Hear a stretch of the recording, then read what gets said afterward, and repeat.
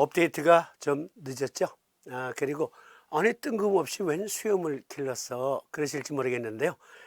그것은 마지막 장면에 자막으로 넣어드리기로 하고요. 사암침법, 바늘 대신 왜 자석을 써야 하나? 사실은 여러 번 말씀드린 내용이고 자석 사용법 등등 진짜 여러 차례 틈만 나면 말씀드렸던 내용이에요. 그런데 이러한 질문이 왔었어요. 만다린님께서 며칠 전에 유튜브에 이러한 글을 남겨주셨어요. 자석요법으로도 좀 올려주셔요. 우리가 사암침법TV, 자석요법TV라는 그 두 개의 제목으로 유튜브 방송을 진행하고 있거든요. 그런데 아마 자석 사용법 자체를 물어보신 것 같지는 않고, 그러니까 자석을 이곳저곳에 부착해서 어떻게 치료 효과가 나타나는가, 구체적인 임상 사례 등등, 즉 적응요법을 물어보신 것 같기도 하고. 그런데 우리는 방송 교재가 있습니다만 방송 교재를 갖고 계시지 않는 분들도 계시잖아요. 그리고 일반적으로 우리가 쓰는 작은 자석은 NS 구분이 안 돼 있어요. 그러니까 이니셜이 박혀 있거나 또는 색칠이 되어 있거나 그렇지가 않거든요. 그래서 자석 사용법을 잘 모르고 시행하다가 오히려 낭패를 볼 수도 있겠다. 교재 안 가지고 계신 분들을 위해서라도 한번 정리해 드리는 게 좋을 것 같다라는 생각에서 자석 사용법과 함께 왜 바늘 대신 자석으로 사암침을 적용해야 되는가 라는 주제로 자석 사용법과 함께 말씀드리도록 하겠습니다. 사암침, 자석 어떻게 사용하나? 먼저 왜 자석을 써야 하는가? 영상 하나 보실까요? 족삼리 부위는 종아리 앞쪽면 독비와 해계를 연결하는 선을 16촌으로 하여 독비에서 아래쪽으로 3촌 부위에 해당이 됩니다. 취혈은 앉은 자세에서 발목에 힘을 빼거나 또는 바로 누워 무릎을 굽힌 자세에서 독비의 아래쪽 3촌 부위에 앞 정강근 위에 취혈을 합니다. 자침을 할 때는 0.5에서 1.5촌 직자를 합니다. 네, 약을 제조하는 제약회사는 약품공전이라는 게 있습니다. 그리고 식품, 예를 들어서 과자라고 합시다. 과자를 만드는 제과회사들은 식품공전이라는 것에 의해서 과자, 빵 등등을 제조, 생산해서 유통시키죠. 화장품 역시 화장품 공전이라는 게 있어요. 마찬가지로 침술 역시 침술 공전이라는 게 있습니다. 전통적으로 침술이라 하면 바늘을 어떠한 특정 경혈에 무조건 찌르는 게 아니라 몇 밀리의 깊이로 찌른다 라는 것이 다 지정이 되어 있어요. 모든 경혈마다.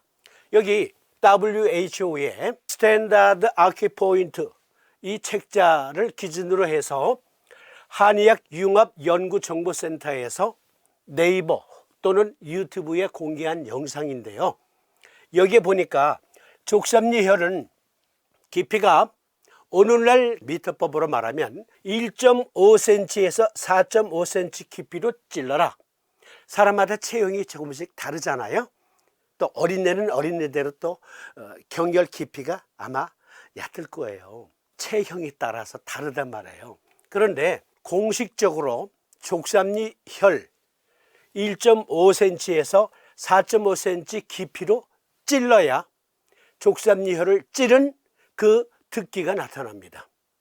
그런데 모든 경혈은 이와 같이 깊이가 정해져 있습니다. 그러니까 바늘을 꽂고 살짝 경피에만 침을 올려놨다 족삼리혈에 경피를 살짝 찔러서 쓰러지지 않을 정도로만 살짝 올려놨다 족삼리혈을 찌르는 효과가 나타나지 않습니다. 사암침법만큼은 경혈에 침을 그냥 찔러 놓고 가만히 두고 있으면 효과 없어요.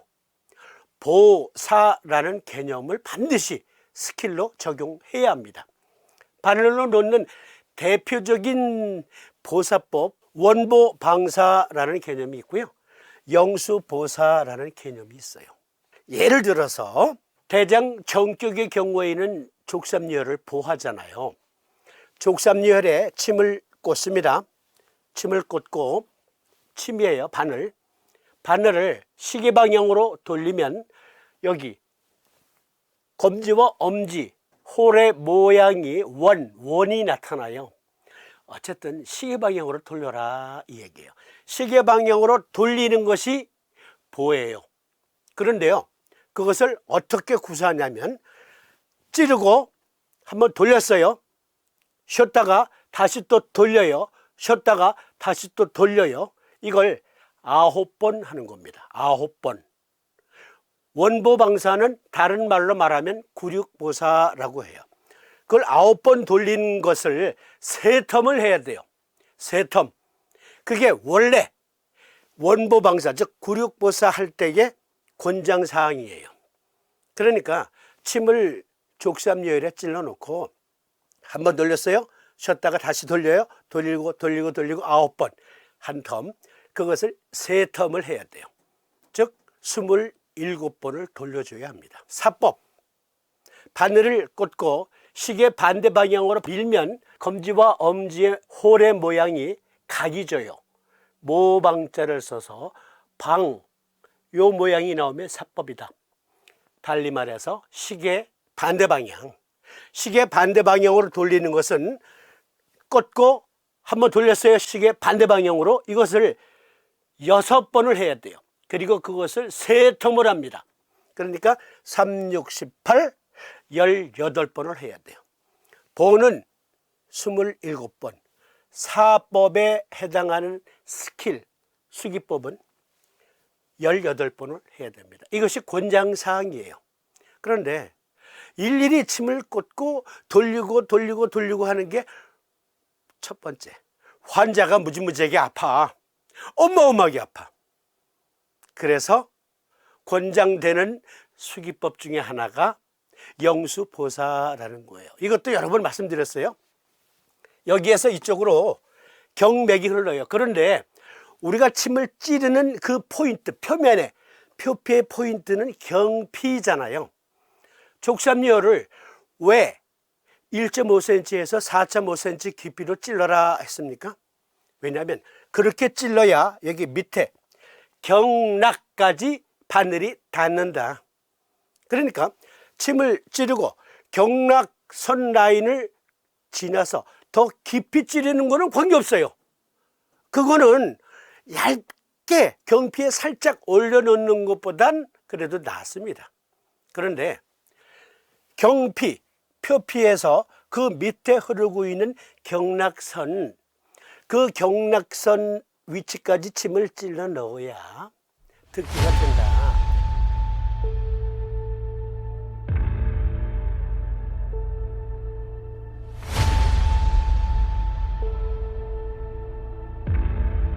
그것이 수천 년간 임상으로 증명된 거란 말이에요.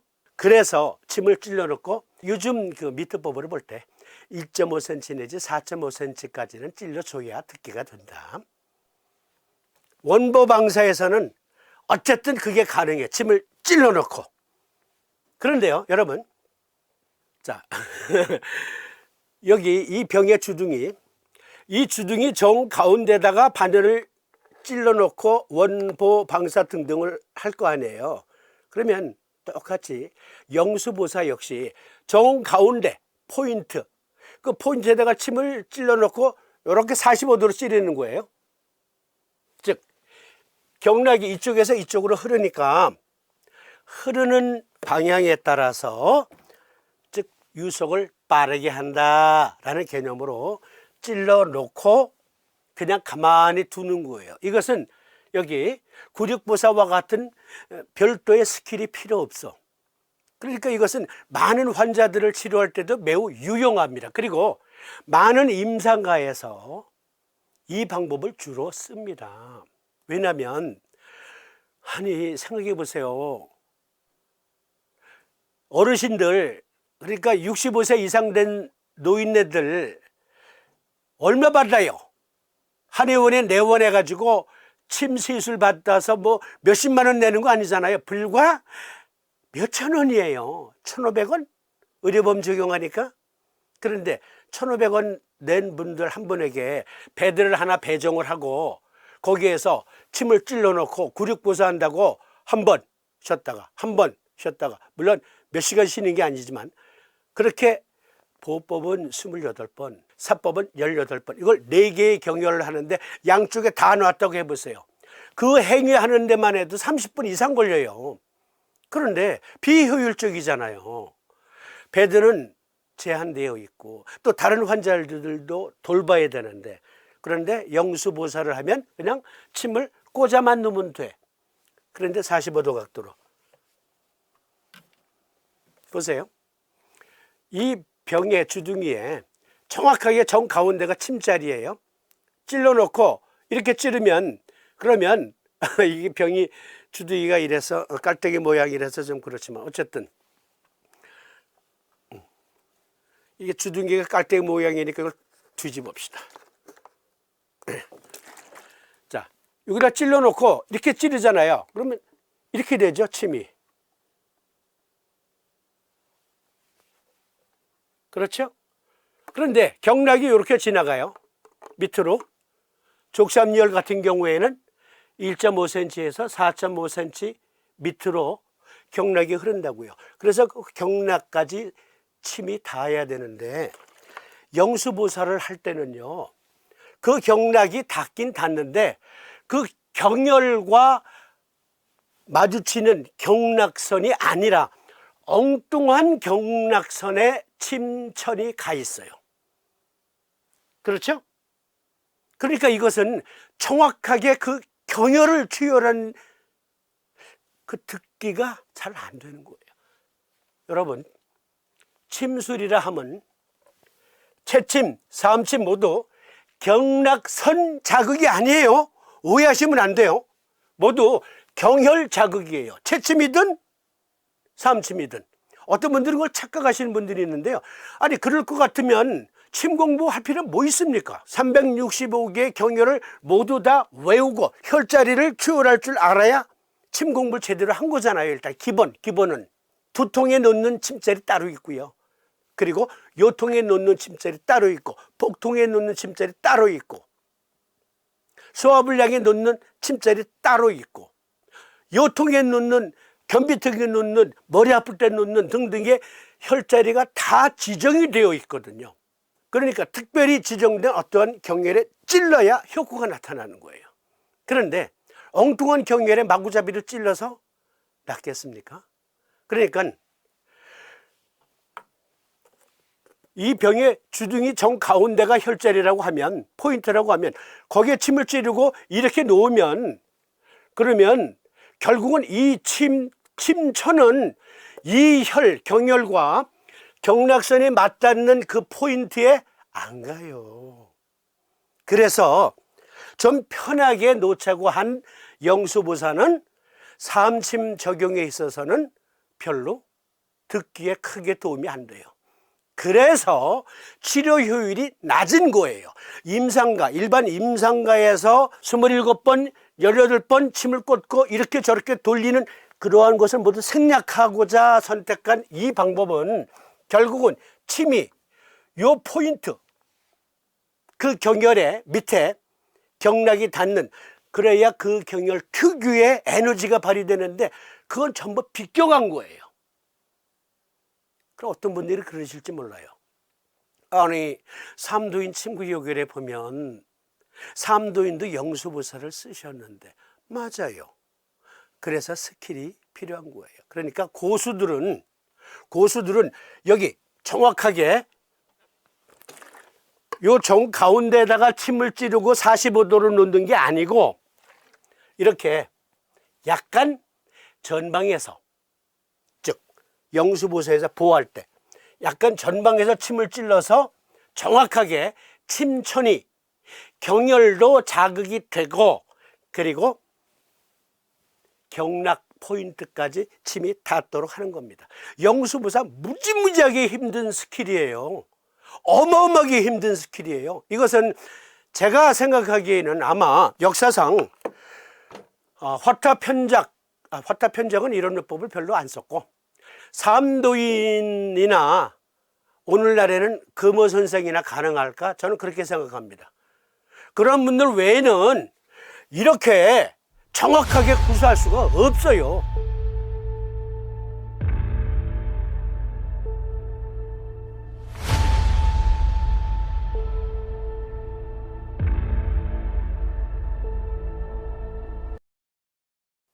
깊이 계산해야죠. 깊이. 마치 당구 칠 때에 3쿠션 뭐 이런 거 다 계산하듯이.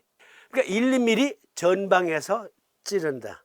45도로. 그래서 침천은, 즉 침 바늘의 끝은 정확하게 여기 경혈과 경락에 맞닿는 곳, 그 에리어에 정확히 집어넣는 거죠. 그러니까 원보방사 이 수기법보다 영수보사 수기법이 엄청 어려운 수기법이에요. 그런데 많은 사람들이 이걸 착각하는 거예요. 대장정격에서 족삼리와 국지를 보호하고 양계와 양계를 사한다 그랬는데, 그렇게 해야만이 수양명조 대장금경의 양명조라는 에너지가 증폭되는 거예요. 그러니까 수양명조 대장금경, 그리고 조경명조 위토경, 족수행상화 단목경 세 개의 경맥에서 경혈을 초열해요. 그 유주로에 따라서 아무데나 그냥 침 찔러놓고 경락만 자극하면 되네요. 그거는요, 네 맛도 내 맛도 아니고 삼침도 아니고 채침도 아니에요. 그거는 정체불명의 침법이 아니에요. 그건 침법이 아니에요. 마구잡이 침법. 그걸 가지고 듣기를 기대할 수는 없습니다. 많은 임상가에서 우리 방송 듣고 계시니까 나는 경혈을 정확하게 추혈을 했고, 그리고 정확한 진단에 의해서 대장정격 또는 폐정격 등을 적용했는데 어떤 경우에는 듣기가 전혀 안 되네. 나았든 안 나았든 그 결과에 따른 듣기가 있어야 되거든. 왜 안 돼요? 이것 때문이에요. 그러니까 엉뚱한데 침 찌르는 거예요. 엉뚱한데.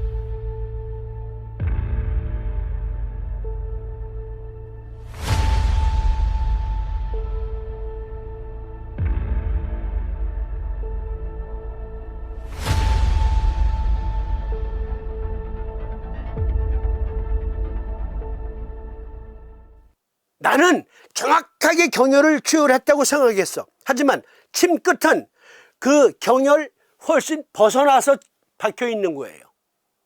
그러니 효과가 없을 수밖에. 그런데 현실적으로 여기 구륙보사 하는 것은 너무너무 어렵다. 현실적으로 그건 시간적으로도 어려워. 몰라, 삼침 적용하고 한 환자당 의료보험 수가가 전체 해가지고 어쨌든 청구되는 금액이 한 몇십만 원 된다면 모르지. 그런데 그거 엄청 싸거든요. 그러니 환자 눕혀놓고 한 사람에게 30분 이상 구륙보사 못합니다. 그래서 오늘날 바늘로 놓는 삼침이 많은 곳에서 삼침 놓는 곳이다, 삼침 놓는 곳이다, 삼침 구사한다 하지만 실제 환자들에게 얘기를 들어보면 별로 효과가 없었대. 어떤 환자는 효과가 있었다는 환자도 있지만 대부분의 경우는 별론데, 이것 때문입니다. 이자까지 엉뚱한 경혈에 침을 찌른 거예요. 알고 보니